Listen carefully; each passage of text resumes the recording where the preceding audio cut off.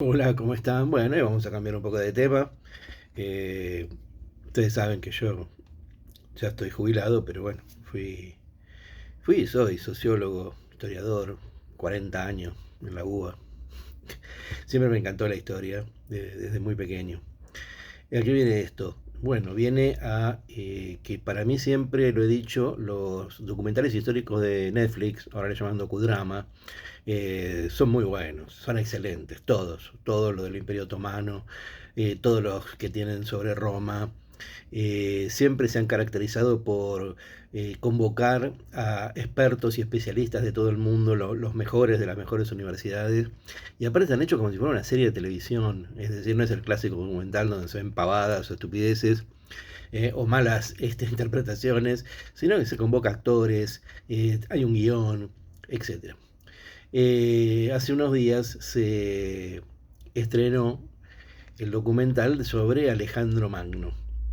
Todos lo conocemos, Alejandro Magno, aunque sea por alguna referencia en la escuela, ¿no? El más grande de los conquistadores de la antigüedad y a la vez el que vivió menos tiempo, ¿no? Pero en fin, logró dominar desde Grecia hasta la India, y murió a los 30 años por causas desconocidas. Yo siempre digo, hay que tener en cuenta una cosa, estamos hablando de personas que existieron hace 2300 años. A veces no nos ponemos de acuerdo los historiadores o los sociólogos sobre cosas que ocurrieron hace 20 años o 30 años, teniendo tanta información disponible. Así que es lógico que este tipo de documentales tenga una parte ficcional, porque si no sería muy breve el documental. Y además porque, por ejemplo, en el caso de Alejandro, la mayoría de las evidencias, la mayoría de los documentos no son narrativos. ¿Qué son? Son cartas, son cronologías, son diarios. No es que hay un historiador que iba escribiendo, ¿no? Este,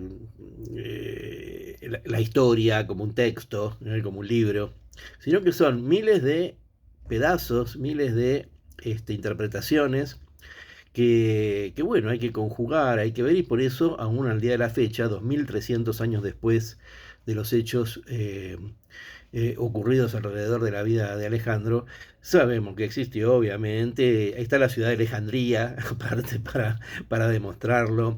Hay infinidad, en su época fue una persona tan, pero tan importante, que su fama trascendía todas las fronteras. Entonces siempre había, los persas, por ejemplo, los principales enemigos de Alejandro Magno, escribieron un montón sobre Alejandro Magno. Claro, después hay que hacer el análisis de lo que es la lectura que cada uno tiene que hacer, pero eso nos ocurre con cualquier hecho histórico, cualquier hecho histórico, sea de una biografía, sea una biopic, sea de una nación, de un acontecimiento histórico en particular, etcétera. En otro video yo les comentaba, por ejemplo, todo el tema de la discusión sobre Napoleón y la película sobre Napoleón. Pero aquí lo que me ha llamado la atención es que ha surgido una polémica, yo no sé, porque la verdad que a veces le damos mucha importancia a las boludeces que se publican en Twitter o se pueden decir incluso por YouTube, ¿no? Vivimos en una época donde cualquier tarado se cree experto en cualquier cosa o cree que tiene, no sé, la habilidad o el conocimiento para hablar de lo que no sabe. Y entonces, bueno, si bien es una época en la cual tenemos un acceso a miles y millones de fuentes de información fidedigna, no sé por qué la naturaleza humana nos lleva a buscar información, no en las fuentes académicas y en las fuentes, digamos, que son serias, sino en lo que opina la ama de casa de acá a la vuelta, que es influencer. Entonces, ¿qué es lo que ha surgido?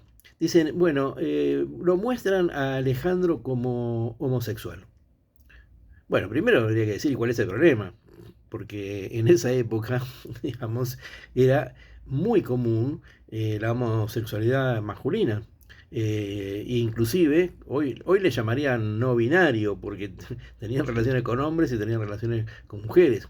Pero recuerden ustedes, y de esto habla mucho Michel Foucault, que para los griegos la amistad entre los hombres era un valor extremo, era el mejor valor, era la mejor relación que se podía constituir. Uno tenía entonces las relaciones entre los hombres, las relaciones con las mujeres y con los esclavos en Grecia. Pero yo quiero agregar algo más. porque me parece que simplemente si decimos, bueno, sí era, no era, ¿de qué estamos hablando? Estamos ante un caso de lo que yo siempre a mis alumnos les digo de presentismo. ¿Qué significa presentismo? Que con valores y modo de ver las cosas actuales juzgamos los hechos del pasado y le damos interpretaciones que no tienen nada que ver con cómo se vive en esa época. Imagínense, alguna vez se pusieron a pensar, por ejemplo, si nos encontráramos con un ser humano, tan ser humano como nosotros, de hace 2300 años, y aunque habláramos el mismo idioma, si pudiéramos entendernos, imagínense, imagínense. Pero yo les diría, un ser humano de hace 100 años, un ser humano de hace 50 años, a veces ni yo mismo me entiendo a mí mismo cómo era que pensaba cuando tenía 10 o 15 años o 20 años. Pero estamos hablando acá de 2300 años. Era una manera de vivir absolutamente y totalmente diferente a la nuestra. Tenían unos valores totalmente diferentes. No digo ni peores ni mejores, eran otros, eran de otra época. Y en ese sentido, recurro a mi gran amigo Michel Foucault, mi gran guía conceptual. Y él en la historia de la sexualidad dice que en realidad en Grecia no existía ninguna palabra similar o parecida a homosexual, ni a gay ni que hablar. No existía, no era visto de esa manera. ¿eh? No existía esa separación. Por lo tanto, no está bien tampoco decir que Alejandro Magno era gay o era homosexual. Era un hombre de esa época. Era un hombre libre de esa época.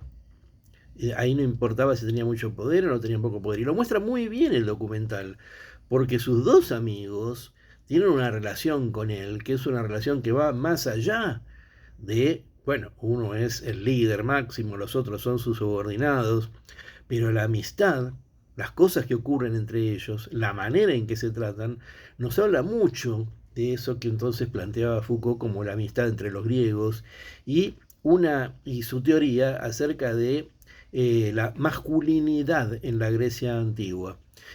Contrasta en el mismo documental, vemos cómo contrasta esta masculinidad griega con la masculinidad persa, por ejemplo.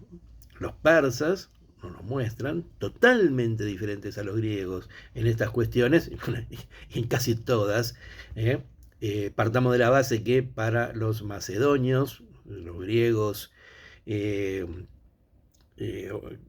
a los cuales pertenecía Alejandro Magno, el rey de Macedonia. Lo que pasa es que Macedonia era parte de Grecia, ¿no?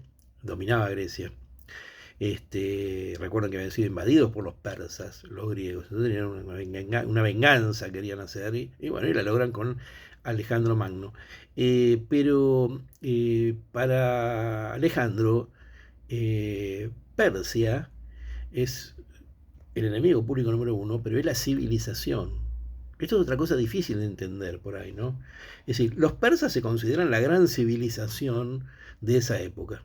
Y los demás también lo consideran una gran civilización. Entonces, la movida de Alejandro no es tanto para destruir la civilización persa, sino para apropiársela. Es lo mismo que ocurre cuando Alejandro invade Egipto o va con sus tropas a Egipto. Después no hay ninguna batalla, los egipcios se entregan al poder de Alejandro y Alejandro se hace hacer egipcio. ¿Por qué? Porque admiraba esa gran civilización. Entonces es interesante, porque estamos acostumbrados a la visión, más bien romana, de que los bárbaros destruyeron el Imperio Romano y junto con ello destruyeron la civilización occidental. En este caso, lo que tenemos es que los bárbaros, es decir, los macedonios, llegan a Egipto, llegan a Persia, no como destructores de civilizaciones, sino bajo la misión de la multiculturalidad y de extender la civilización. Incluso se pelea con sus amigos por esto, ¿no? Porque dicen, vos estás dejando de ser macedonio, te estás volviendo medio egipcio, te estás volviendo medio persa. Y el tipo les contesta, pero esa es la misión es esa, no es destruir Persia o Egipto, sino, digamos, de alguna manera, incorporar toda esa civilización a nuestro pueblo macedonio. Así que bueno, en fin, creo que esto por ahí a alguien le interesa, y si no, si no interesa a nadie, está todo bien, pero que puede servir para valorar este gran documental que les recomiendo que lo vean y vean todos los documentales históricos de Netflix si es que les gusta la historia.